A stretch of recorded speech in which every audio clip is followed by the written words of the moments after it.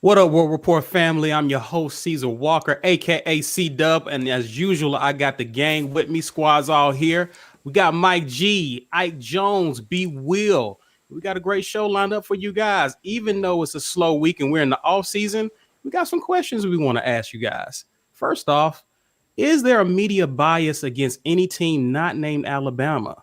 And also, as much flack as we've given Cody Burns, does he have the best wide receiver group since 2004? We know you guys got a lot to talk about. You got some feelings about this. I hope you're ready for a great show because I am. With that said, let's enter the war room.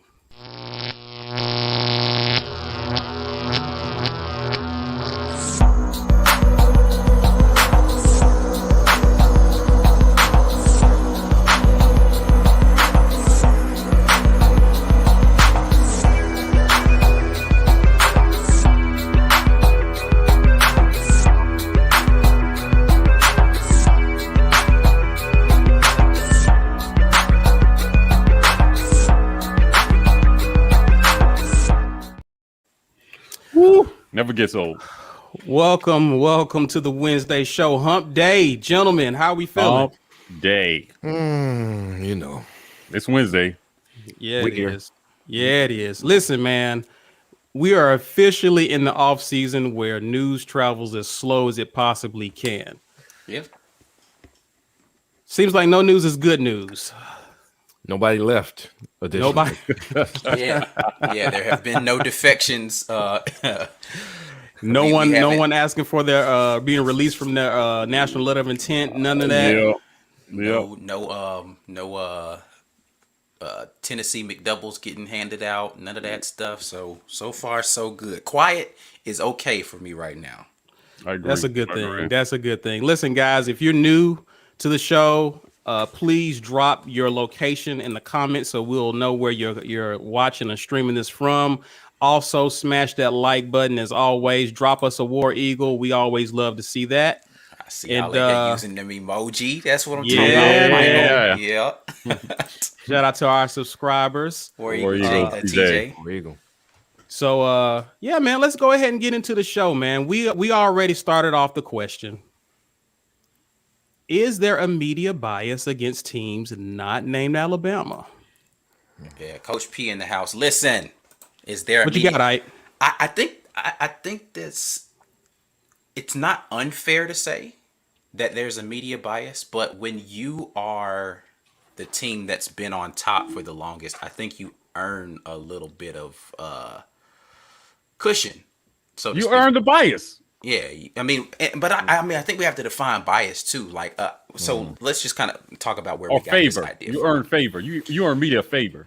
Well, so I mean, the idea came from the fact that, and I forgot whether it was on YouTube or Twitter. Someone was talking about how coaches immediately get on the hot seat as soon as they don't have success at whatever school it is, right? Like Gus Malzahn was always on the hot seat at Auburn, which I don't know that that's 100% It's not always. That's not true. The last he was consistently on the hot seat, all because he wasn't able to have success against Alabama. And so, like, it made it where any small slip up on his part, his job was in question. And that's been the case for a lot of other schools around the conference because there's a bias towards those other schools. But if you look at it from that perspective, it's not, it's not the fault of the people in Tuscaloosa that they keep winning and people can't beat them, right? And so, like, if you, I would imagine it feels akin to being in the AFC East with the Patriots, right? Like, is every team up there getting whooped every year when Tom Brady was there?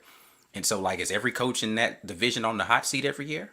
Maybe, I don't know, but it's not the Patriots' fault. They keep beating y'all. Y'all got win some games. Yeah, right. Yeah, you get off the hot seat. For sure. Listen, I don't think anybody is on the hot seat for not being able to beat Nick Saban. Right.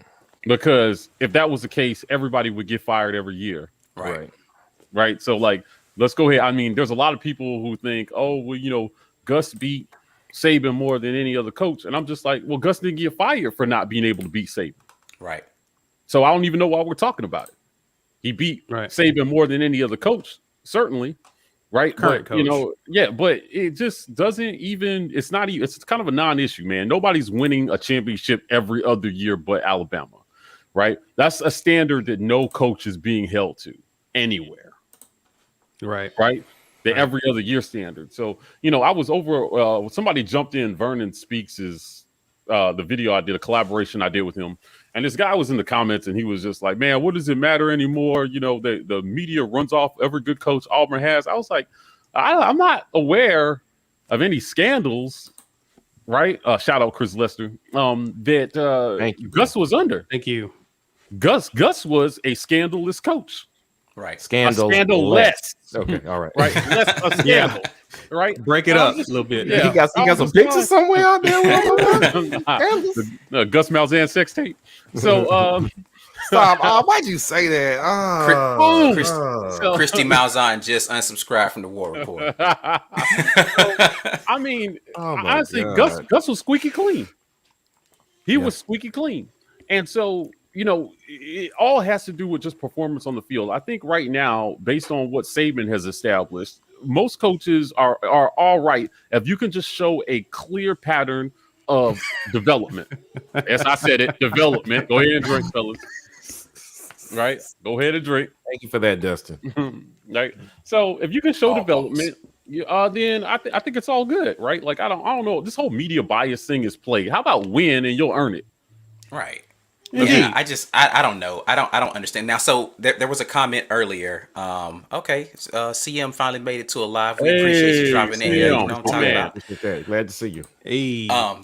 But that Coach O was on the hot seat after just winning a national title. I don't know that anybody necessarily put him on the hot seat. I think it was a question as to whether or not this was a fluke season for him, right? Like I think the media rightfully questioned, as poorly as LSU started last season, was this a fluke, right? Because they did a lot of big talking in Baton Rouge about how they were going to own the SEC West, and this was their division now. And then they come out the next season and lay an egg, right?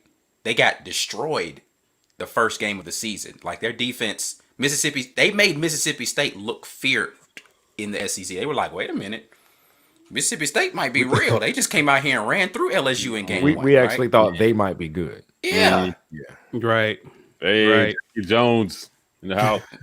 If she wasn't giving a super chat donation, then I would have some words. So we God talked bless you, about Jackie we Jones. talked We about appreciate this. you. For those who don't know, this is my wife. She knows being it. petty in the She knows comments. it. Super petty. A house divided. This is my wife being petty in the comments. She told real me, she asked me if I say roll tide in the Hilarious. super chat, you guys are required to put it on the screen, right? And I was like, yeah, we'll throw it up there if you throw some money in there. And so That's this was her super chatting her way into the comments with I her. don't know. I might need. I'm just saying, so- we don't this- want to get this- our stream blocked with profanity, so I'm gonna need her to refrain from posting. Fair enough. So here's my thing. See, this is what it is. I'm Okay, okay with facts. I'm okay with the bias if you can back it up, right? Right. Like we saw in 2017, Bama get put in the playoff and they didn't win the conference championship. What happened? They won the national championship. Right. Like they back Yeah. up. They back it up. So let's When you be put clear. Notre Dame- There when you put is Notre a Dame in media there- there is a media bias. I just don't think that other schools are like they get more harsh attention because Bama wins a bunch. Bama just wins a lot. Like, what do you want them to do? Yeah, Right. Yeah. But Notre Dame has won nothing. nothing. Right. Right. They don't deserve any bias from the media that they get. Right. Absolutely consistently. nothing. The most overrated school consistently in college football over the last 20 years. Okay, but being Most overrated. fair here, it's okay. So this happens not just in college football, but every sport all the time. The difference is that in pro sports, they actually have to play it out on the field. They don't get to, hey, who do you think should play in the NBA champion in the finals this year? I don't know. Sure. LA look good all year. I mean, come on, we wouldn't have picked Miami Heat last year if we were just going on who we liked and who were favored. So in pro sports, they get to play it out on the field. Yeah, you would expect that when Tom Brady was with the Patriots, that every year you might just throw them in there. If Peyton Manning, let him and Peyton Manning be in the playoff, You know. and then you pick either the Patriots or Peyton Manning's team, whoever it is, versus somebody out of the NFC. But we gotta fortunately, salute you, my buddy. in the pros, man, we appreciate that. In the pros, you have to play it out on the field. The problem with college is that in the same way that when the Lakers were hot in the 70s, they created Lakers fans for decades. When the Lakers were hot in the early 2000s, they created Lakers fans for decades. When the Miami Heat had the run with LeBron, that created some Miami Heat fans for decades. And when the Golden State Warriors had the Splash Brothers and Draymond, that created Golden State Warriors fans for decades. Notre Dame has reaped the benefits of that favoritism. Right. That run that they had from, I don't even know when it started because I'm not a Notre Dame guy, but up through the very early 90s, that created Notre Dame fans forever. And they actually did something really smart and capitalized on that popularity in that moment and got a network deal that nobody else had. So they captured it. Now it's bull because they haven't been better than, I don't know. It's Georgia's been better than Notre Dame for the last 30 years. Who else has been better? Lots of schools have been better than Notre Dame, but popularity, media loves them. And unfortunately in college, popularity and media love actually equates to results. So we can say, oh, Notre Dame has been to the playoff how many times? Once or twice? Twice. No, wait, how many times did they show up? I think once, and then two championship games, and then the championship game against Bama in 2012. Okay, so really, because they get to pick who they want to see and who they think other people will want to see, how you get in that game is complete nonsense. It shouldn't make a difference. Yeah, agreed. Yeah. Well, okay, so let me ask this question then: do we expand this thing to an 18 playoff then? Well, okay. I'm trying to understand what's the argument against It's all good. Appreciate you, CM, either way. Corey Weber, shout Corey out Weber. to you. War Hey, Rapport, listen. Corey is the funniest dude. I caught him over on JG Tate's brain drain the other night, and I was sitting here trying to get some work done, and we're JG Tate fans over here at the War Rapport. But I got to tell you that comment section was fun. I had a good time sitting there for an hour just chopping it up with Corey and the other guys over at the brain drain. So shout out to Corey. But yeah, this playoff thing again, what is the argument now against just not expanding and getting 8 teams in there so that we really, no matter how many teams you have, there's always going to be somebody that's in ninth, right? Look at basketball, right? Like they're constantly trying to figure out how they can put more teams into that conversation at the end of the season. Right. And if you're good, you'll make it. Right. At the end of the day, if you didn't deserve to be there, you'll get exposed at some point during that tournament. So I feel like the difference between the haves and the have-nots in college football is even greater than in basketball. So if you didn't deserve to be there, you will get exposed. But I don't think there's 3 more teams getting into an 8-team playoff that don't belong there is worth it for the one team that did belong there. That's what I think. That's just my thought. Yeah. That's what I think. Because unfortunately, the one team that belonged there. Yep. The bias, here's where the bias bites college football in the butt. Everybody gets the big names that everybody wants to hear and the teams that the media has been biased towards the entire season. Mm-hmm. That happens for the full season, and then that results in these teams getting favored in the playoffs. The problem is that even if you have an 8-team playoff, there's no guarantee that the most favored teams and not the most deserving teams wouldn't still get favored over. Football is so much more fickle than basketball. College football is more fickle than pro football. You could have one magical season and they expect you to somehow, if UCF had gone undefeated 3 straight years, then maybe they'd be considered for a playoff like this next coming up season. But unfortunately, they had one magical season. I'm not saying that they could have beat Bama, but however, I want to see them get that shot. I don't want them to have to prove it for 3 years. It's one season. Who knows? Then their quarterback blows out his knee the next year. We're not playing. We're a great team this year. Or if you look like a great team, put them on the field. Put them in the playoffs. Or you just have a team that has a lot of seniors, a lot of juniors, a lot of upperclassmen. Like that team is going to have to. They're not going to reload next year, but they're really good. Get them in there. I would like to see a Cinderella version of college football where Cincinnati gets a chance to prove itself against the big boys. Yeah. Right. They hung with Georgia, and we thought Georgia's offense was fixed with their new quarterback, and Cincinnati had them stalled out. Give them a Absolutely. shot. Why not? This Everybody is else my gets whole beat up all the argument for time. opening it up right here is adding more value back to some of these The bowl bowl games. Because games. let's be clear, Absolutely. nobody cared. Like all these kids opting Players out of don't these care. bowl games is because they mean absolutely nothing. Right. But the issue that they're going to have in college football with a playoff is different than football. Different than basketball. Like you can't play back-to-back nights and stuff like that. Like it's going to extend the bowl season and how you're going to figure out. They're just going to have a scheduling issue. So it's going to have to start much sooner after the end of the conference playoffs, and then they'll have to figure the schedule out. But I do think expanding it gives more value to these bowl games. These people who run these bowls need to be clamoring for this because. Right. They had to have lost revenue with this, even though they're trying to rotate through and let different ones host a national title. I just think that there is going to be you're just going to see less and less of the talented kids want to play in that bowl, just because there's not a reason. Why would I? Like, why would I go play in this bowl game when it means nothing? Right. Yeah. Right. Yeah. I'm in line to get a $50 million contract from first round, but I'm gonna go out here, blow out my knee, and then go third round. Why? Yeah. Right. Why? I agree with this. Again, George George Miller, my man. Through. Yeah, my man. Listen, keep it helping us keep the lights on. Yes, sir. So I would say, the subjectivity of the vote is something that 8 teams would help us with. Like I said, there's always going to be an argument for why there's a UCF sitting on the outside, or like Brian said, it just expands the conversation to more of the haves making it, right?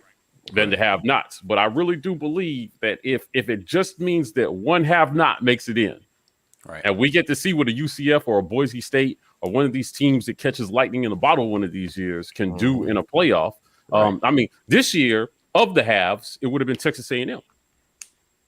Right, they would have been in there for sure. They should have been in there over Notre Dame. I don't care who would have won or lost. If you're just talking about the best teams, Texas A&M should have been in over Notre Dame.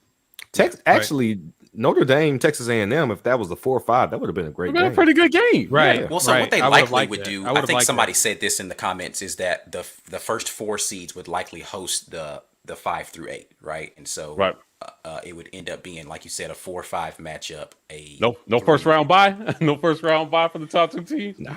I mean, unless they expanded it to a 9. Because you got to give the syndrome. I want to see those teams that everybody would think does not belong play the big dogs. If you get stumped out, it don't matter. Everybody else, the number 4 was getting stumped out. They could Ohio have a State got play. stumped They could out. have a play-in game, right? Like we could expand it to a play-in game between 8 and 9, and then the 8-9 matchup goes against 1, and that way you get the number 1 seed gets a bye, right? Like you could do something like that.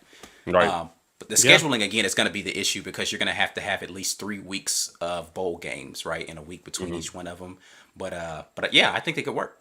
Yeah, That's a lot of games, and that's another thing comes down to college basketball. You might be tired. It's 832 bowls, bro. I don't. No. I'm not saying a lot of games to be played for everybody across. I'm saying that you're adding now 3 games. 3 games to play the national after a champions. conference championship. So that I would say you almost have to take away one of the cupcake games during the year. Like we go back to an 11 game schedule. I think everybody would be in favor of taking away a cupcake just to have a chance to make the sneak playoff. a better playoff system in there, yes, I would go to take one of those cupcakes out of there. Yeah, give up one. So here's one of the more popular opinions against an 18 playoff. Add the 4 best teams conference playoffs for all conferences, then choose for the national championship playoff. So I mean, but that only keeps the champion of each conference, right? Is what you're saying?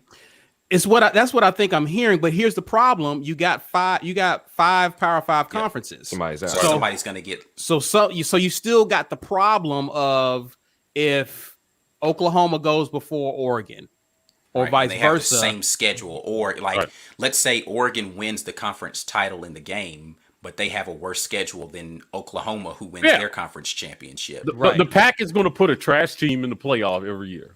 You know what? You know why I disagree with that? Because the Tampa Bay Bucks were 7-5 through 12 games. teams get better as the year goes on if they have the talent and the coaching. There is Not no in- reason. Oh no, he's not talking about schedule. He's talking about because they are a Pac-12 team Yeah. strictly. I mean, I not get what you're because saying, their but I mean, schedule's we've seen Cristobal seems to be improving Oregon, so that's somebody I wouldn't actually put it past them. They're trash. to- It remains to be seen. They It remains to be seen. I They said didn't even seems earn a to spot be- in the Pac-12 championship game this year. They got in because of COVID. Listen, And they nobody. snuck out a win. I'm not giving him credit for winning that game because Okay. the thing they beat was bad. I'm talking about when we played them, they were good.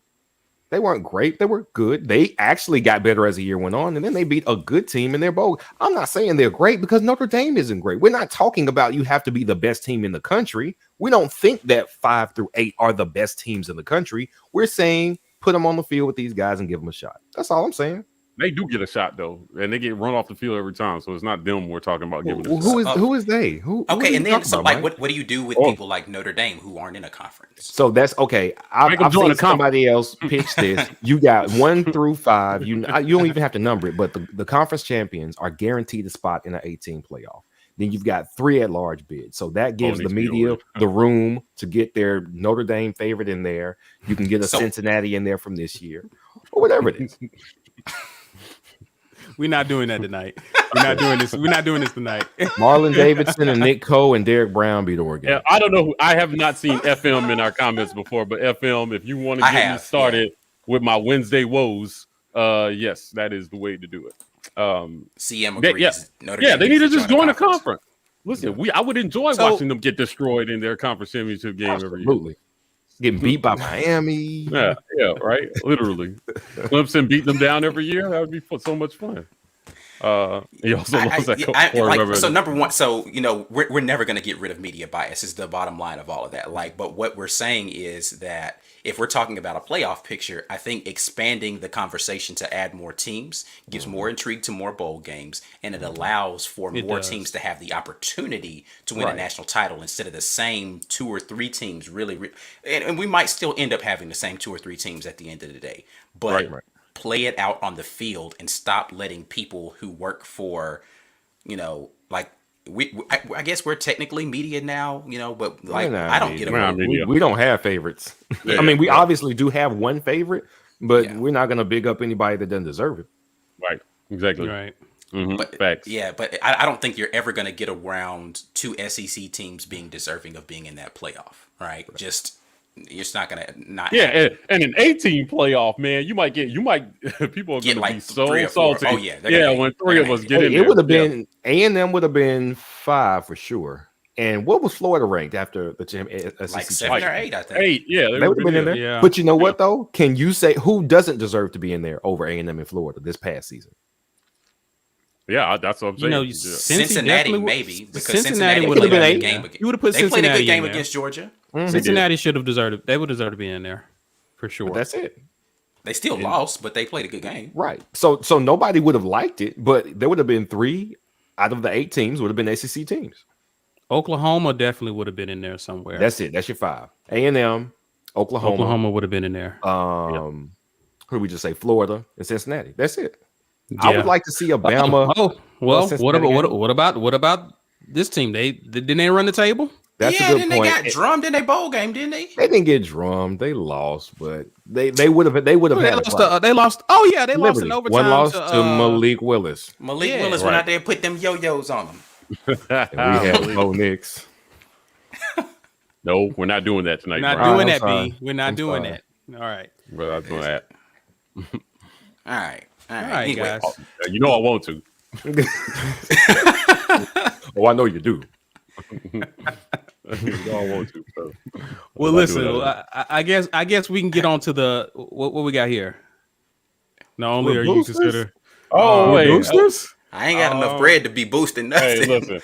Y'all might hit the super chats a little bit I'm more. about to before we say, y'all might. consider boosters. We need some more of them George super chats to get Is the that boosters. is that Auburn High School or Auburn University? What boosters are you referring to? Neither. Listen.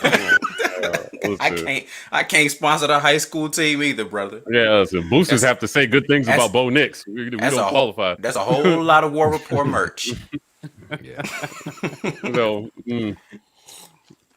Blake, I see your comment. Facts and Now happens every Friday, brother. For every Friday. Every Friday, brother. We're dropping Actually, another one. they should know this. We record on Tuesday. So if you're going to give us your Facts or Now question, you need to give that to us before Tuesday of the week. Yeah, and we pre-record all of those. So yeah, if you want to get it in for the next one, we'll have to get it in on that. If you're an insider, you get it on Thursday, right, Mike?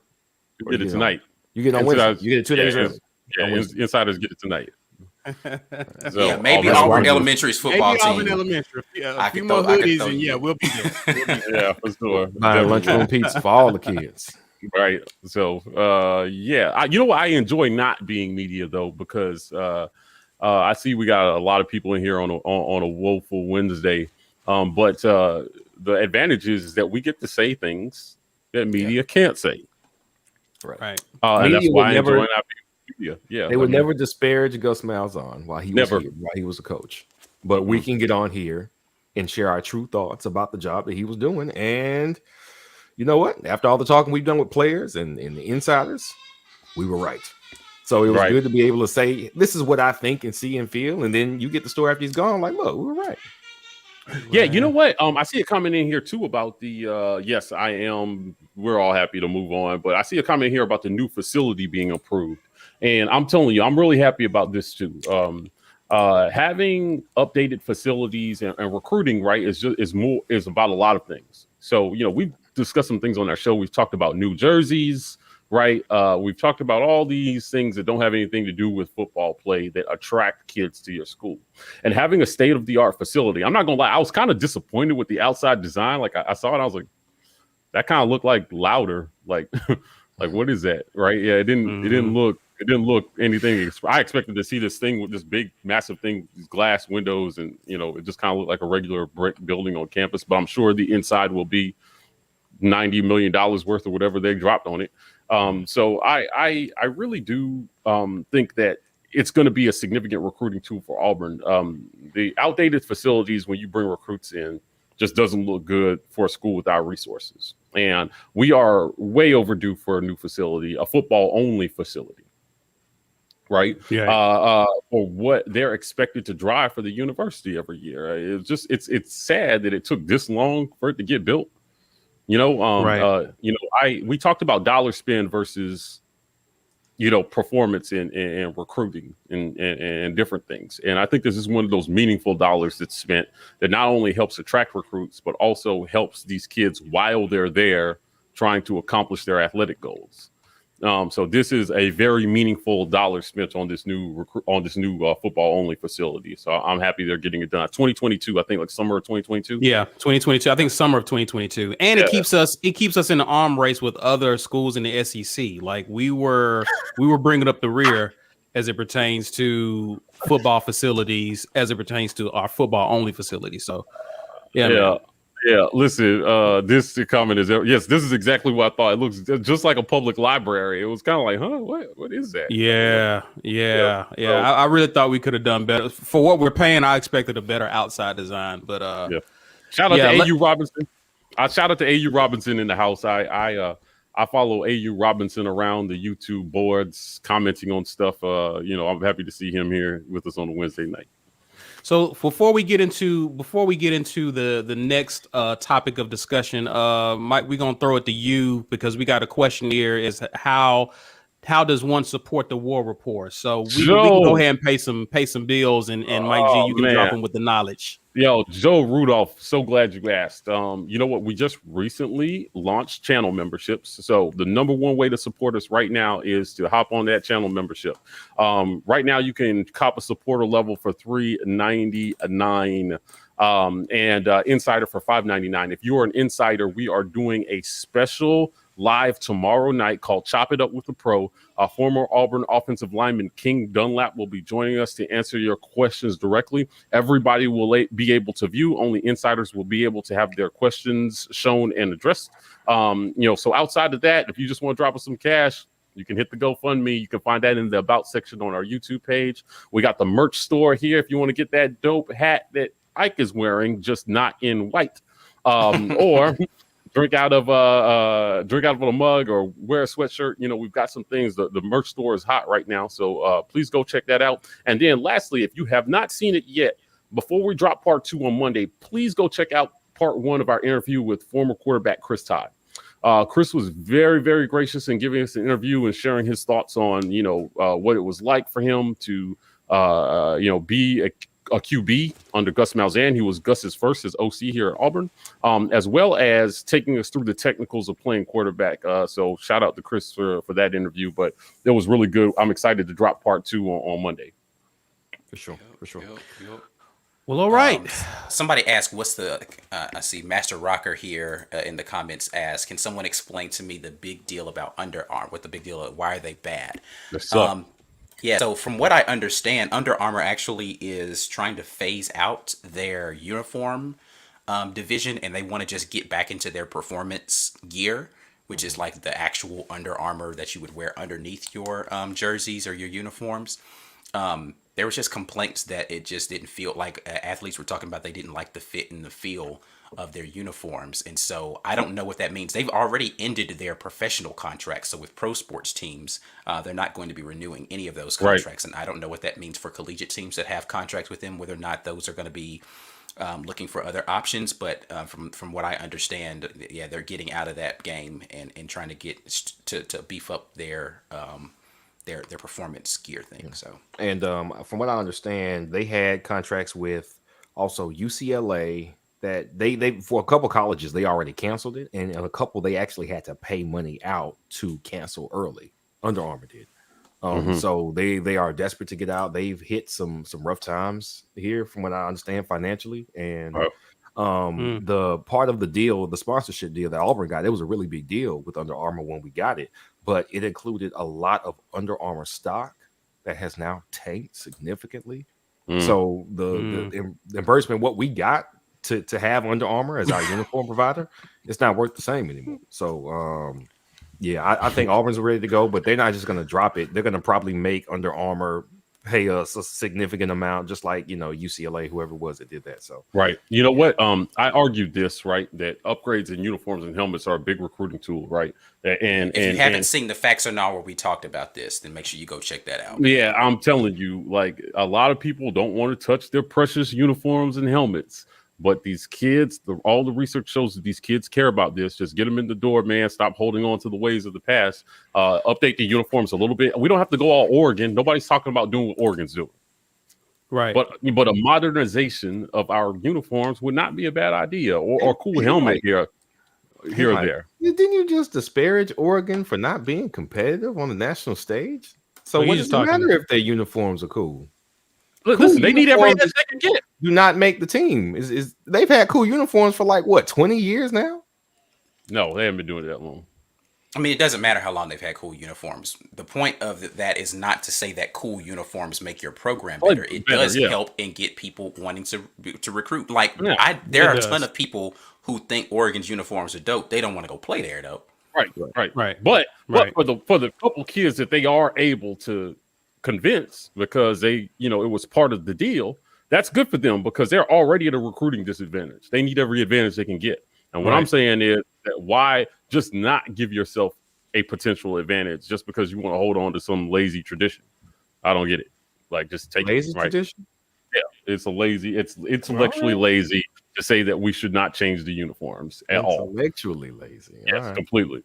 Yeah, use your brain for a second. And most times people are thinking it's something just extreme. No, just a modern look, a nice little look. I don't know what that looks like, but something different than what we've had. Like, I'm cool with that. It don't have to be drastic. Yeah, just a little variation of some sort, using our same colors, because I'm not in favor of significantly changing our color scheme at all. Right, just use our same colors, man, and put some. Instead of Oregon as the example, Maryland should probably be the example of what you don't want to do. Right, they went crazy. They went the flag all on the whole thing. Yeah, that was car. Look, yeah. What did y'all think about Boise when they switched up their uniforms? I thought they did some cool stuff here. I didn't know that they switched up there. I just knew the field was blue. I didn't pay any attention to Boise, man. I just What was it about the UGA game? Remember what UGA did in a Boise game? Oh man, was that the black uniforms? I thought it was the black uniform. They did something with black uniforms one time, and it was like, I'm not sure about that. So, again, Whatever it takes to help recruit. the blackout. New Drink. uniforms will also improve player development. Exactly. Now we drink. I'm out, but y'all. I got to drink water tonight. Oh man, that's funny. I think he just wanted us to drink, so appreciate that, Jeremy. Not gonna lie, I would not mind some navy pants with some white tops. I think that would be fine. I don't think it'll happen, but I think CM says one for military appreciation. That would be cool, like a fatigue kind of deal. One day for military appreciation. I'm down with that. My dad's retired Army. So there's a whole story behind the orange uniform thing happening in the previously at Auburn. It happened like at one game a long time ago. I think it was actually a Georgia game. Was the first time they wore it. And then, don't worry, Zach. A couple of times after that, but Pat Dye basically was like, "I hate those orange jerseys," and they just haven't come back since. So. right. Bo Nix stays.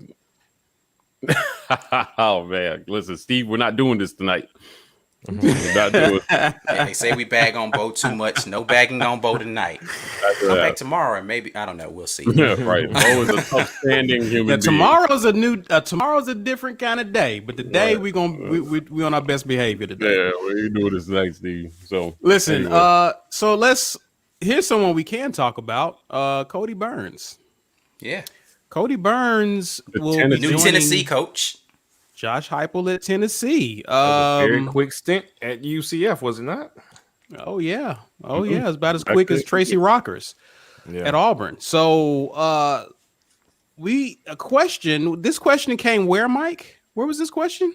It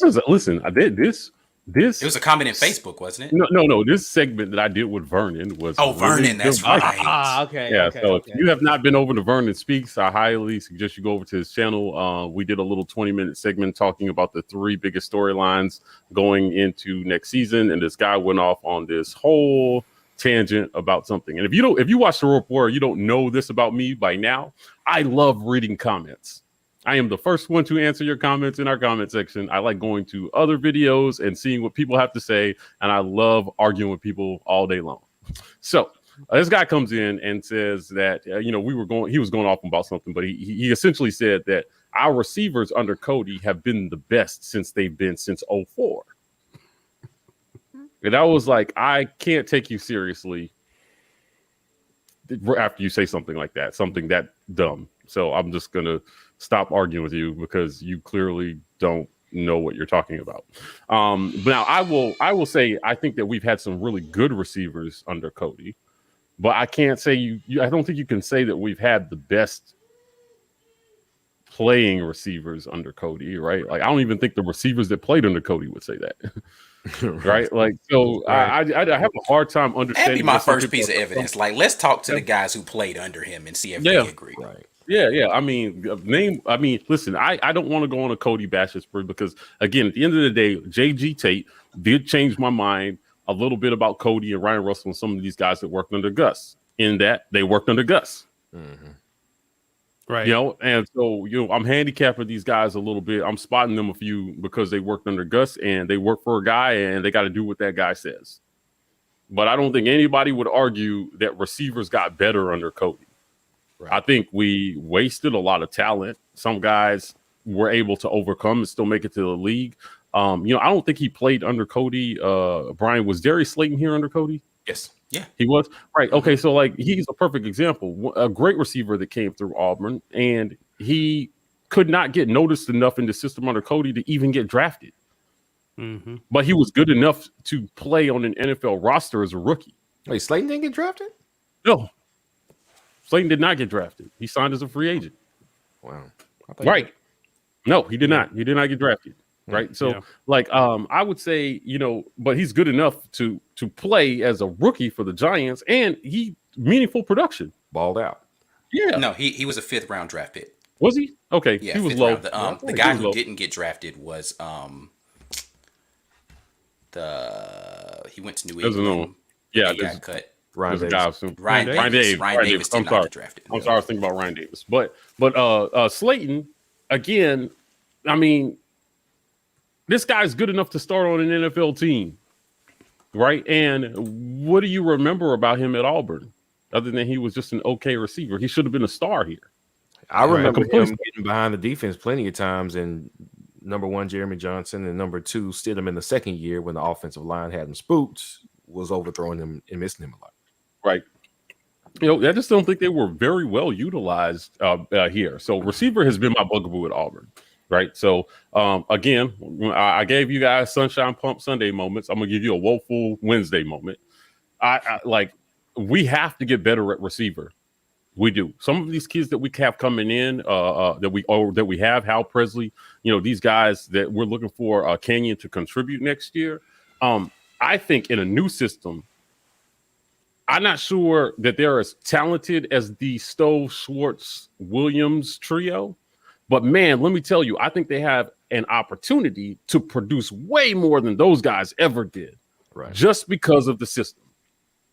So, playing a system that utilizes these guys' talents, gets them out there making plays, right, catching the ball in space, with hopefully an improved Bo or, another quarterback, whoever wins it, that can get them the ball in the right spot to be able to make a play.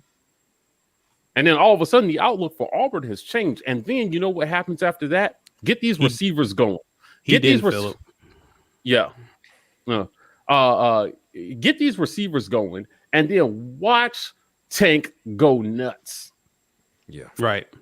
Watch Tank Bigsby be unstoppable. If we can get some receivers in here who can actually contribute in a meaningful way during the game. The defense eases back, those linebackers ease back, and all of a sudden they can't come at you, right? But you also need, and I'm not going on a Bo Nix rant, I'm just saying whoever the quarterback is, right? You need a quarterback that can make you pay getting the ball to those receivers when they blitz. Mm-hmm. And then offense gets a lot easier. Yeah.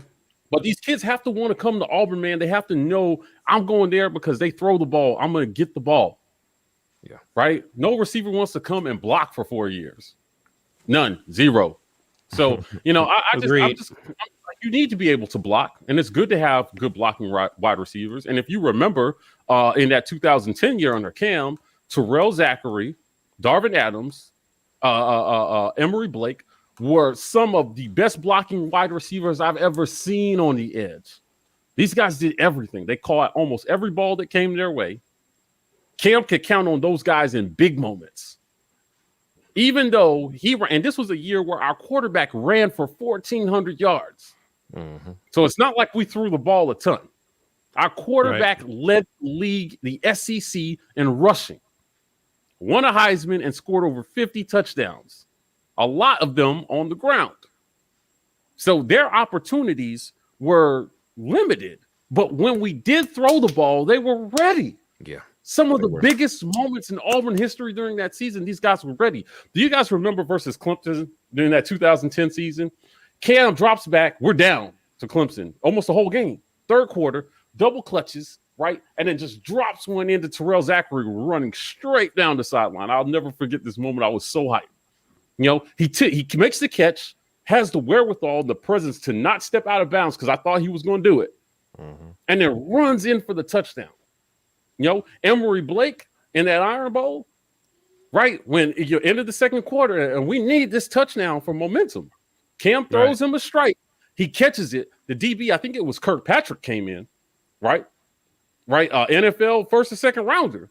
And it comes to, and he hangs the ball out. Man, he hangs onto the ball with two hands and he was not letting it go. He had the clutches of life on that thing, right? And that's what we used to be able to expect from our receivers. Limited opportunities, but man, when you threw the ball their way, they caught it. Darvin Adams, automatic. Sure is some of the between him and Courtney Taylor's two pair of the most sure hands I've ever seen since I've been. Absolutely. Oh my goodness! And Courtney talked about it during his interview. If you threw the ball my way, because again, he joked that they needed to all start wearing lineman numbers because they block so much. Yeah. But if you were going to throw the ball his way, that ball was going to get caught every time. So who are we liking? We just don't know who's going to break out, man. Not tonight, Felix. We're not doing that. We're not doing that tonight. No, Felix. We're doing it. Hey, I'll shout out to Felix though. Always happy to see you here, brother. We can I want to bring back agree to disagree and still be friends. So so Felix is always good with me in my book. But yeah, like I just think, receivers, we just need these receivers. We need something more at receiver. Nate Craig Myers was the greatest disappointment of my Auburn lifetime at receiver. We wasted him, man. He was good. He was good. He's not talking about Nate Craig Myers' performance. He's talking about Auburn wasting that talent. His that talent. Nate Craig Myers he had the talent. He had the speed. He had the hands. We just ruined him. Well, I'm always on the fence about that, and the reason I'm on the fence about that is, of course, yes, we know that our system did not do much to develop and utilize the talent that we had, but also, once you're not in our system anymore, the talent that you have, you can get a tryout, even if you don't get drafted. Listen, you can try out Ryan Davis. He was on the roster. No, he did not perform up to the standard to stay on the roster. Duke Williams got kicked off the team. He got tryouts because he was a good wide receiver. Williams was still playing last year for the Buffalo Bills. Yeah, so not getting drafted is not a death sentence. The whatever you go, Ricardo Lewis didn't get developed; he got drafted. So listen, you can get a shot if you have the tangibles and if you're a good enough talent to be on the next level. You're going to get a shot. These kids need the support, B. I'm not saying some of these kids need the support, man. They need to be able to be in a system that actually helps them get there. Every kid who did it, and you're saying they can make it, great. Of course you can make it, but a lot of the kids who did it just did it on their own. Yeah. Yeah. So here's the thing. That's about not what that, you come here. That's not why you come here to get developed, to do it on your own. Here's the thing about that lack of development. Before you say that, shouts out to Hugh. Appreciate that. Appreciate that very much. Appreciate that, Hugh. Is that, yes, they might make an NFL roster, but how much money did you cost them by not having a good showing in college where they could get drafted higher because they have the talent, right? So okay, they can make it, but like the reason why kids don't want to go to certain places and play is for that very reason, is that when I go there, they're not going to do anything with me, and I'm going to have to make it on my own. I want to go a place where they're going to throw me the ball, and I'm going to be able to show the talents that I have, and whatever raw ability I have, they're going to coach it up to the next level. Right. That has not been the case at Auburn ever. Right. And then we tried to go the craziness is that we tried to go to this passing scheme where we're going to throw the ball 40 times per game. Wide receivers still didn't want to come here because they didn't feel like they were going to be developed into anything. We threw the ball a ton of times with receivers who weren't showing anything on the field as far as improvement was concerned. So why is that encouraging for some of those star talented wide receivers to come play football here? It's not. Right. Agreed. And we talked to Courtney Taylor, and one of the things that he said that he talked about was when you win games and you produce a winning product on the field, then that's when you have a lot of eyes picking apart your game, analyzing your game. If you're not winning and if you're not getting the exposure that you need to get as a wide receiver, even though you got the talent, the chances of you getting to the next level, which is something you dream of, decreases exponentially because of those two factors. So when you start putting a winning product on the field and start featuring these guys and putting the ball in the hands of your playmakers in open space and let them just do what they do consistently, then these kids can start to get the development and start to learn the game and get exposure to where they can get to the next level. Right. And that just has not happened. That's why if you're Schwartz, you go pro. Right. He didn't have blowout stats, but again, to B's point, he's got the talent. Coming back another year is not going to help him. Right. Not in this system. To get hurt, to have to learn a new playbook, to make it not be featured. No. Right. To possibly have an injury that hurts your draft stock or ends your career. No, man, go pro. I feel that. Same with Williams. All these guys had eligibility left, but they decided Williams needed to come back. He needed to come back. He needed a more. I've been watching a lot of tape, mostly because I was studying Bo. But as a result of that, and I've talked about this on previous shows, I got to see a lot of Seth Williams stuff, right? And then I watched some people break down Seth Williams. Seth Williams, man, as talented as he was, man, I just didn't see any improvement year over year in anything that he was doing. Y'all feel free to disagree with Mike G in the comments so we can put those up on the screen. For every Mike G compliment, I want a Mike G bashing. or disagreement. Please, we need that. Yo, but like, no, I'm saying, but like the thing about it is, like, I didn't see a ton of improvement on. Like, we talked about this the other day when we were looking at some throws from Bo about how Seth had a knack for not stacking the DB, right? He didn't really have any moves off the line. He would just kind of straight up release and try to get to the outside. And then if he got past the DB, he didn't stack them. Like, those are things that I don't care. Like, that's like rudimentary things that you should be teaching a wide receiver how to do. Like, not just the route is a go route. Okay, what's your release supposed to be? Once you get even with him, what are you supposed to do? If you get in front of him, what do you like? All of those things. That ain't even run. That's just running a basic route the correct way. And I'm watching stuff from Seth Williams last year where he still wasn't doing that. How is that not the fault of a coach in Cody Burns? Whether or not Gus wanted people, I saw somebody comment saying Gus wanted wide receivers who could block, which they were terrible at blocking. So if that's what they wanted, then, but like, how do you not teach a kid how to do that? Like, you got him in the right position. Why are you not positioning your body in the place where you can make it easier for the quarterback to make that throw? It's just too much that was wrong with a lot of the things happening in that offensive system that was frustrating for me to watch. Yeah. I mean, at the end of the day, it was complete. Its system is the reason why our receivers don't get the ball in space. Right. You know, and that's not on Bo or whoever's going to play quarterback, right? You know, it's on play calling, and it's on the people who are tasked with developing a system that can help these guys get in a place where they can make plays, right? You know, that's what it boils down to. So you're calling plays, right? Get up here and call some plays that get the receivers off the line and get them catching the ball on the run, and give Bo some throws that he can succeed at. Yeah. Right. He's got all the arm talent. Yeah. Right. He can physically make every throw. You know, but you know, they've just got to rep it right, and they've got to practice it. That's why I think, you know, again, here's a lifeline to Bo. I will say nothing negative about Bo Nix today.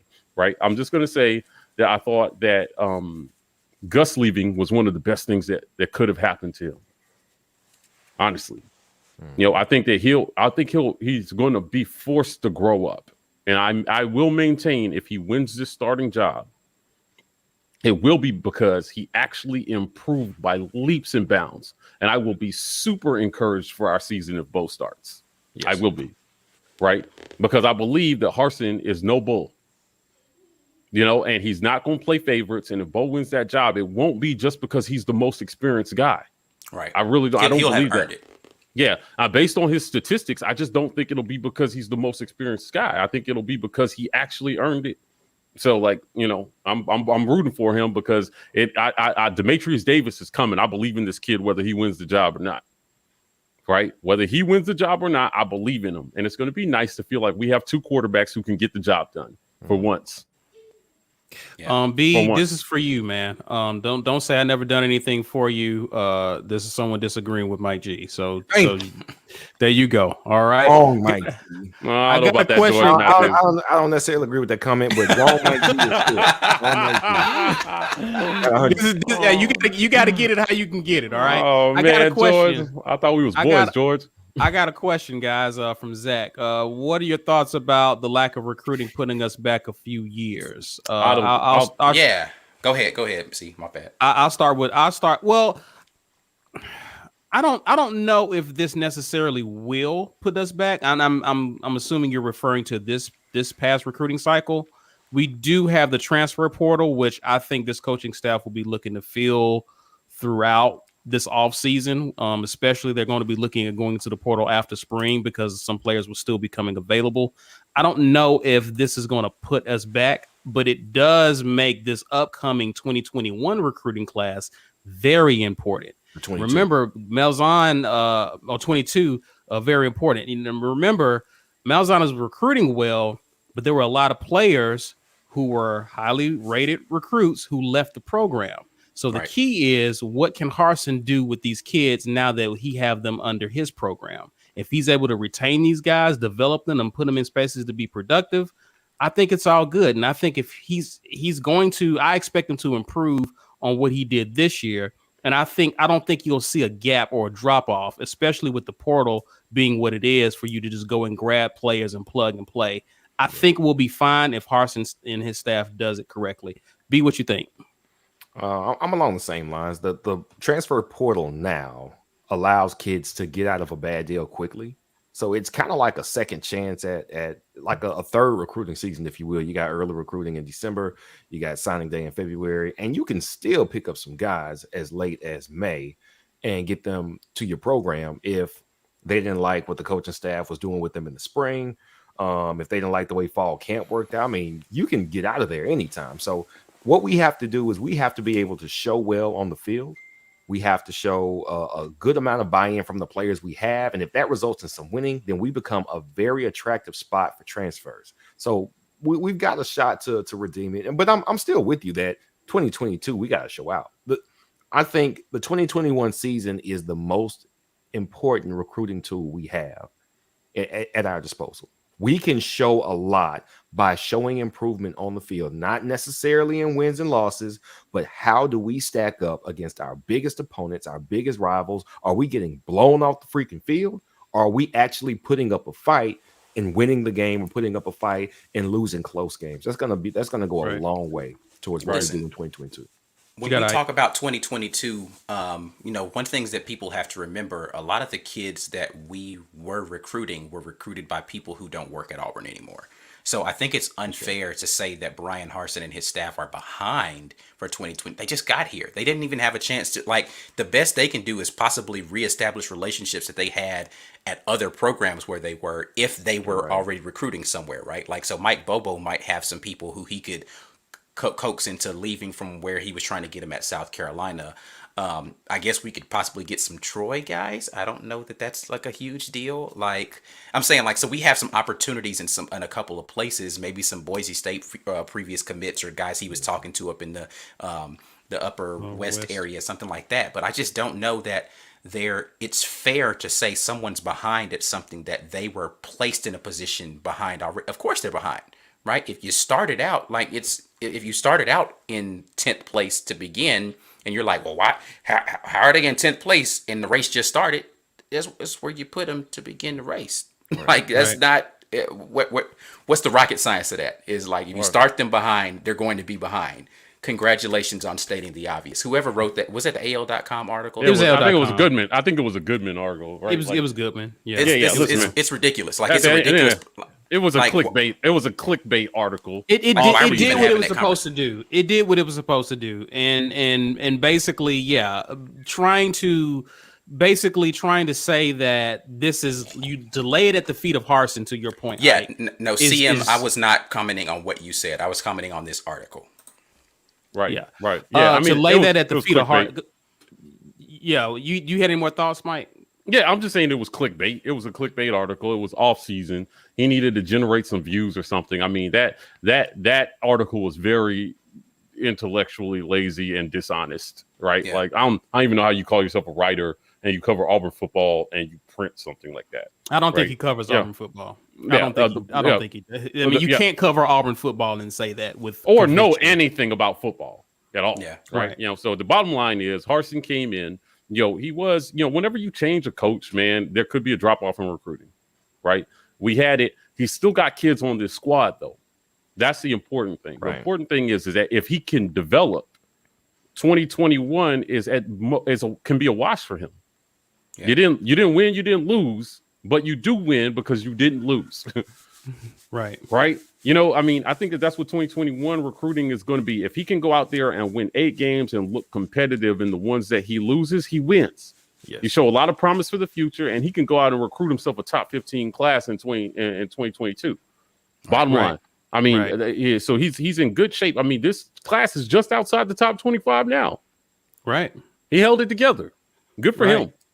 Right I now, mean, you still got some kids. You still got the kid from Dylan Brooks. I mean, he gets released and comes to Auburn. That boosts Yeah, we're the probably class. like Like you still, 22 then, yeah. right? yeah. I mean, Like so, it's not, to his point, to Harson's credit. He's saying they're not done, so they're still looking to bring people in. So this Yeah. class Ain't- isn't you done. ain't yet. now we don't know what's happening with Dylan Brooks yet, right? Like we don't know. We still don't know what's happening there. Yeah, still waiting for On Tennessee him. to do the obvious. Yeah. Let this kid out of his letter so he can come to Auburn and we can jump this thing up into the top 15, baby. Let's go. Right? Like, I mean, he's not going to Tennessee. He's not going to play at Tennessee next year. So, Right. I don't know if you want to keep a guy who doesn't want to be there anyway, man. Right. You're going to force him to play? Number one thing, if you don't want to be there, it's the same way I don't want to keep guys here. When Newkirk left and Big Cat left, like, listen, yes, do you want more depth and experience on your line? Yeah. But if you don't want to be here, Right. man, And go it's no somewhere. hard feelings. Like, listen, hard if that's where you want to be, play there and we'll figure it out. Right. Like That's that was the message to Tracy Rocker. It was like, okay, you got an NFL offer. Listen, best of luck to you. Like, I'm not gonna hold you hostage here. Right. If you don't want me, then don't talk to me. Go ahead and free yourself. Yeah. I mean, that's it. It's bottom line. Facts. Fantasia. Facts. Right. We So, here. yeah. I was not expecting Fantasia bars for this. This You know, this and show. I'm doing just fine living without you. If I could just keep quoting R&B songs for no reason whatsoever, you know. Yeah, I really do believe though. Again, that article was meant to get us to do exactly what we're doing right now, just talk about it, right? But I don't think it makes him any more relevant. It just wasn't. It wasn't a well written, well thought out. The points made no sense. I don't think that anybody blames Harsin truly for what's happening in this class, right? What do you got against Fantasia, my brother? Oh man, that's funny, man. But no, it's and I wonder about people who do stuff like that. Like what's your shelf life like as a writer? Like, you've already shown that your integrity is pretty low. Like, who goes to you for any type of intelligent analysis of anything? Facts. You're right. So, like, what's your shelf like? Like I just don't think that's a good long-term strategy if your goal is to really be good at your job and to report accurately and objectively on sports teams. But listen, there are publications that all they do is generate hate and drama clicks because that pays the bills. So let them do what they do. We know it's nonsense. We let them do what they do. I'm dead. Oh man. Well, listen, guys. We got some guys who former Auburn players who got some Super Bowl rings. Congrats to Jamel Dean. Yeah. Hey, congrats, Jamel. As well as that beast that also lines up opposite of him. My guy, Carlton Davis. Yeah. They won the Super Bowl, man. They pulled it out, man. Do we know how many former Auburn players have Super Bowl rings? Jonathan Jones with the Patriots. I know that he has one. That's the most recent one I remember. Heath Evans. Heath Evans. Man, I don't like this game. Off the top of my head. I don't like this game. This takes me back to development. We got to develop. Nothing. Yeah, but listen, it's I think it's a good look. Listen, and I hope if Harsin is reaching out to former players and want to be part of the program, I'm saying you grab these guys as soon as you possibly can. Right, D Ford. Nah, D Ford didn't win a ring. D4 didn't win. He wasn't on the Chiefs when they won it. He was on San Francisco. Nah, he was on the 49ers. He was on the other team. Never mind. I'm a 49ers fan. I was finna get in my feelings about that game. But I ain't gonna do it. I'm not. This is not a 49ers fan forum. Hey man, y'all can get Dak. Dak at San Francisco. I don't want to talk about the 49ers tonight. My bad. It's not Auburn. Y'all can tweet at me at GI the Artist if you want to discuss 49ers stuff, and I will give you a whole bunch of feelings that I have about that. But Kevin Green won one tonight. The late Kevin Green. Yeah, Pittsburgh. R.I.P. Yep. Yeah. Oh, so listen, let me talk about this comment for a second. The answer is yes. And no resistance to the new coaches. Actually, what we're hearing is that Harsin is taking more of a military style approach to these players, and they are eating it up. They are loving it. Right. It's a different feeling. It's a blue collar, bring your hard hat and your lunch pail to work type mentality that he's brought to this program. Right. And they are starting to take to it, which guess what? That should be scary for the rest of the SEC. Right. So Harsin is winning me over. I was skeptical. Right. I knew that we needed to make a change. I wasn't sure if this was the change that we needed to make. Right. But most of the time, I'll trust what the players are telling us. And they seem to really, really like this new thing that we're doing down at Auburn under Harsin. So that being said, we'll see what kind of results it produces in the spring. I'm really excited for this spring practice. Right. Think about it. Like, how often in what years are we super excited for a spring? You know, there's so many unknowns. And I think that his new kind of system that he's bringing in and how the players are taking to it, I think he's got so many new things for us to evaluate that it's going to be great to watch, man. Like, we got a quarterback battle.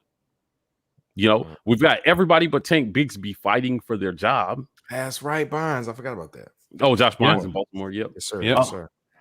You know, we've got a lot of just things that I think are going to be amazing to watch on the Harsin. So, you know, everything that I'm hearing right now, you know, out of the locker room is new thing is called coaching. Right. Well, right. I'm telling you, it just was, you know, Gus was a good guy. He was a good guy, but he took a different type of approach that it just seemed like it left the players to their own devices a little bit too much. And this, You know what? this hard ass. Let me ask y'all this. Do y'all think Gus is kind of hands off or would be considered somewhat softer approach is at least partially due to the fact that he did not play football? Ooh. I mean, he played like wide receiver at like a small college or something, but he never played D1 or pro. And a lot of the players who have the more old school mentality, a more hard hat mentality, they play football. So their approach to football is different. So do we think that's partially to explain? But him never playing that really is true. football? I just jog. I mean, he did play football. He played defensive back. Right. Yeah, he never played on the. I don't know if Gus was a football guy. Period. Corey, I'm currently reading just one. Just by one? the way. Yeah, just one. I mean, I think to answer that question, he wasn't a hard ass football guy. Right. You know, and you know, Harsin definitely is. When you listen to him talk, I mean, he's a great con artist if he's not, because he certainly sounds like he is. And I am really excited about what I'm hearing from the players here. You know, and you know what I think that means for the new guys coming in, right? Is a lot of discipline on the way. Right. Well, I think we have a chance to be a very, very disciplined team under Harsin. Yeah. So, you know, if coaching was the issue, I think we're going to find out a lot, and not in terms of wins and losses. Right. Wins and losses aren't the only measure of success. They're the most important measure. But when you are rebuilding a team or when you're transitioning staffs, right, we're looking at more than just wins and losses next season. We're looking at how they compete, right? How disciplined they are. Do they get stupid penalties? Are they out there getting unsportsmanlike conducts and all kinds of stuff? Like, listen, I love Seth's attitude, but I'm surprised that his behavior didn't cost us more than it did. Yeah. Real borderline stuff, right? I remember him mossing a guy in the end zone. I forgot which game it was, right? Kentucky. He mossed the guy, right? And he turns around and he flexes on the dude right in front of the ref. And I'm like, what are you doing? Yeah. And it's Kentucky, Like, I mean, man. Like, flex. I don't mean to be disrespectful, but come on. Well, flex, but don't flex right in the dude's face in front of the ref. Nah, That's Brian's perfect. point is like, don't act like you did something against Kentucky. Like, Well, how much flexing were you doing in the Georgia game? How much don't flexing matter. did he do in South Carolina? Well, listen, if it was in the Georgia game, it would have cost us more because they definitely calling it there. Yeah. No, Right. My matter who point you is like, playing. do it I wanna on somebody who it means I something. want to speak to this. Don't do it at all. I did see him getting after certain kids, Gus Malzahn, but he was very selective as to who he got after. And that's a big problem for a team because you have to be, I mean, again, you have to That's why kids transfer. You have to demand that for all of your players, not just some who you like. Right. And that was a big problem with Gus. He absolutely got after some kids, but some kids did not who deserved it, who did not, who we won't mention tonight because we're being good tonight. But what I'm saying is that he was not consistent in that, and that's a problem as a coach if we want to establish a culture for that's a huge problem. Yeah, that's a really big problem. So, for me, I'm just kind of like what I'm hearing here now is that there's going to be, maybe it was good. And maybe that's why we saw some of these guys jump early and didn't think about coming back. Yeah. A different culture was on the way. Hey, we called that. We said, listen, man, I don't think Harson's going to play no games. And I expected some people to get out of Dodge, and they did. So, remember I asked the question, I said, listen, what are all these transfers and what does all this mean?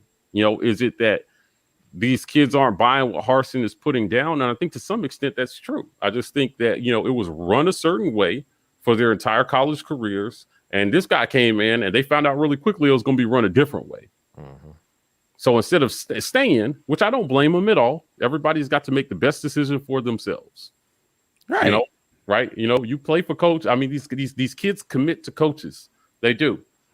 Most fans don't want to hear it. They want to believe, when you make a commitment to a school, you honor it. Man, listen, screw that. These schools don't care about these kids as much as we like to act like they do. Right. So I'm okay with them committing to coaches. And when that coach leaves, you have a grown up decision to make about whether you want to stay or whether you want to go. That's what it boils down to. So Seth, Stowe, all these guys decided that they were going to go. And I don't blame them for that, but I'm excited now that they're out. Hopefully, whatever attitude and work ethic and anything that was installed in the last administration left with them. I wish them well, right? But I hope that none of that previous attitude stayed. You have less. You have to weed out with this new group of players because the guys who don't really want to be there can leave. So I don't get mad when these guys decide they're not coming back. To Mike's point, because that's less stuff you have to work through. Right. Can't agree with this comment more. Great coaches adapt. I mean, I really thought that was, Sean Austin, I don't know if you frequent our show. So if you are been here, forgive me, but welcome to the War Rapport family. I really thought that was Gus's undoing. Failure to adapt, failure to evolve. He just didn't evolve. And the coaches around him evolved, or their schools evolved and fired those coaches and got coaches that would. Yeah. I mean, that's really what it boiled down to. It just took us, I think, about 3 years too long to figure it out. Listen, 2017 should have been his last season, even though it would have been a rough call to make, but it should have been. I hope Playboy D is Nostradamus, and I hope he's correct because I can get behind this statement moving forward. Let's go. Yeah, I mean, listen, I can get behind this. He's got a GOAT kind of attitude. I can tell you that much. Yeah. He at least is saying the right things. He was campaigning to get Boise in a bigger conference because he wanted to play against the big boys. You give him a seat at the biggest table in the nation? Listen, man, we're going to be playing Georgia, Bama, LSU every year without fail. We got big boys scheduled in other conferences. We're not playing, we're not playing Indiana for our out of conference. We played Clemson 3 of the last 10 years. We played, we played Oregon. We played Washington. We played the Pac-12 champs, even though Mike doesn't respect that at all. Listen, we are going to play all the big boys. We're going to play them everywhere. And he's going to get a chance to show what he can do with resources that a big program can provide. I'm excited. I'm excited about the guy, honestly. Yes, Felix. Yes. Did I win you over?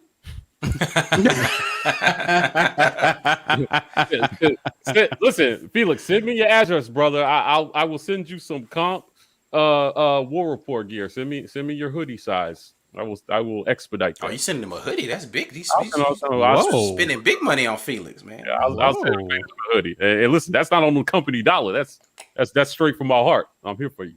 So I would say we've got some work to do. Definitely this spring. Every week that passes, every war room we do brings us 1 week closer to spring practices. It looks like we're going to start in the middle of March now. If I saw that schedule, I think they just released the practice schedule. Did they not? I'm not sure if it's out. I thought I saw that they were targeting mid March. Let me see here. They were targeting mid March. So yeah, they're still targeting mid March. Okay. So in middle of March, we're gonna find out. It looks like Harsin had a Zoom call with the players, and they're talking about how they're going to manage it. I haven't heard anything about any COVID setbacks so far. So like, if they keep it on track, we need this spring, fellas. We need this spring. Of course. We need it. Yeah, absolutely. And if for some reason they have to delay it, I hope they have it during the summer. Switch it around. You need this. You need these 15 practices. They cannot not have these 15 practices in this 8A game. I think appreciate that, Coach P. 8A, April 17th. They were vaccinating certain populations of the on-campus population, students and other staff and stuff like that. So they don't have to wait. They don't have to wait for the 75 and olders. I think were first, and hospital nurses and doctors. I don't know what the qualifications are. I have to check on that to be sure. But my guess is that those players will have that vaccine before spring camp starts. Yeah, I don't think they want any setbacks. Yeah, agreed. I think that it will be one of those things where they're going to have spring practice and they're going to make sure everybody's healthy and ready to go. It's going to be really, really interesting. So what are we, before we close out here, let me ask you guys this. Beside quarterback. Hold on. Before you ask that, is it sunshine pumping if it's true about Bruce? Yeah, he's proved it. We don't have to pump sunshine. Don't think it's sunshine pumping. I think it's just facts. But you know what? Okay, but yes, we can be enthusiastic about Bruce. Yes, listen, Bruce Pearl wakes up and pisses excellence. All right? So yes, whatever we say about him is true. It's facts. Bruce is our perfect example that the standard was not championship or bust for Gus. It just wasn't. Right? We all feel good about Bruce because he's proven he can develop. Right? Yeah, that's it. And how many titles has Bruce Pearl won at Auburn so far? 0. Right. Okay. He got us close. He has an SEC championship, but that's it. Yeah. Right. He got us close in the Final Four. He got screwed, if you ask me. I don't even want to talk about it. Right. And after those guys left, after he lost, I thought the stat was 84% of his scoring from the previous season. He's still fielding a competitive team in the SEC this year. Yeah. Now they got to learn how to close out games. I mean, we're producing regularly one and dones. He has one of the hardest jobs in sports. A college basketball coach who can actually develop turns over his team every year. Yeah. These guys like Coach K and Calipari and the ones that are used to doing it, it is really hard. They have to go out and they have to recruit well because they may legitimately only hold on to these guys. They turn over a new team every year. And then they're going, right? So I hope and pray that, we get an early Christmas gift in 2021 if Sharif decides he's going to stay. I don't see it happening. They're evaluating him. But, man, if this kid comes back, what we got coming in too? Oh, man, let me tell you. Can you imagine if Okoro and Sharif and, if we're keeping guys for 3 years, how ridiculous Bruce Pearl's team would look in 3 years if he could keep guys for 3 years? That'd be insane. Yeah. The football coaches that can develop have that advantage. Right. They don't have to turn guys over every year. Coach P, look at Duke. Look at Duke. It finally caught up. Struggling. They finally caught up to Duke. It took 10 years, though. Yeah. But you know what? The advantage that Bruce Pearl has and that we have here is Duke and Kentucky started building almost exclusively one-and-done teams. Right. We actually have 2, 3, maybe even 4 players in the rotation that are going to stay and develop. And I think you need that. You need a couple of one-and-done type talents who can be just electric, instant impact like Sharif. But you need guys who are experienced, who are defensively sound from years. Yes, you need those guys. That's why he has as good a chance, if not better, to win here than any other program. Because he's going to get some stalwarts that are going to stay and figure it out. And the other guys, you can plug them in and get maximum impact. Yeah, I'm telling you, man. Like, listen, Bruce Pearl is one of the greatest developers of talent I've ever seen. And when we went out and we hired him, I loved it because I remember what he was for Tennessee before he got in trouble. Indeed. And so I just thought, I was like, what a great hire. This is an amazing hire. And we said, give him a few years and watch, he'll have us competitive. It didn't take him long. What, it took 3 years? Yeah. 4? Yeah. It was the 4th year we won the regular season title. Man. Listen, man, I hope to pay him back up the Brinks truck for Bruce. Whatever he wants, just get him to stay. Oh, they will. And then just give us a football coach who will kind of do the same thing. That's what I hope Harsin is. I hope he's our Bruce Pearl. If he is, 75% of the developer that Bruce is just on the football field, we're in good shape for a long time. He'll have us in the conversation. We'll get over the hump every once in a while. And we'll have to talk about firing our coach every other year. Results wise, I think he can be a Bruce. Personality wise, I think he's not. He don't have to be. No, he don't have to be. We already got Bruce for that. Bruce is the feel good, light up the room. Yeah. Bruce will go skinny dipping with you. Like that's Bruce, right? Like he'll take off his shirt and dance in the student section with the students, right? Like he's done that. I'm gonna pause that comment about the skinny dipping part. I'm gonna pause you on that one. He's literally done that. He's gone shirtless with the Tennessee students and put on face paint. And that's the kind of coach he is. I don't see Harsin doing that, but at the end of the day, that's not what we need on the football Harsin field. May go drag racing with us. So let's just keep that in mind. Of course. I really hate that comment. That's where we're at right here. Caesar, can I do some housekeeping before we get Let's go ahead. Let's get us out of here, man. Go ahead and eat it. Listen, thank you guys so much for joining us. You stuck with us for over an hour here for this Wednesday War Room. I just want to remind everybody that we are doing our first Chop It Up with a Pro segment tomorrow with Mr. King Dunlap. So insiders will be able to ask King questions directly. If you want to become an insider, this is how you do it. iPhone users, you cannot sign up from your phone because Apple does not process payments from YouTube through the App Store. So you have to get onto a computer, hit that join button, put in the payment information, and let it ride. And you will be able to ask King Dunlap, former offensive lineman at left tackle, any question that you want for over an hour. King is going to help us break down some things. We're going to Isaac is going to be in the house. They're going to get into the technicals. I'm going to moderate and just make sure that they are getting along. But this session tomorrow is mostly about you guys.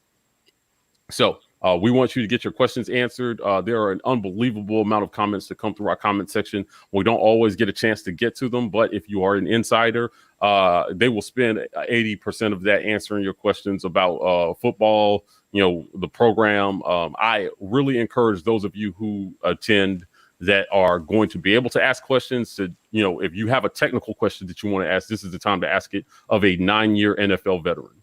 Right. So we're all here to learn something. That is the purpose of our channel, is to educate you guys. So I hope that you guys find some value in that tomorrow night at 9 p.m. Eastern.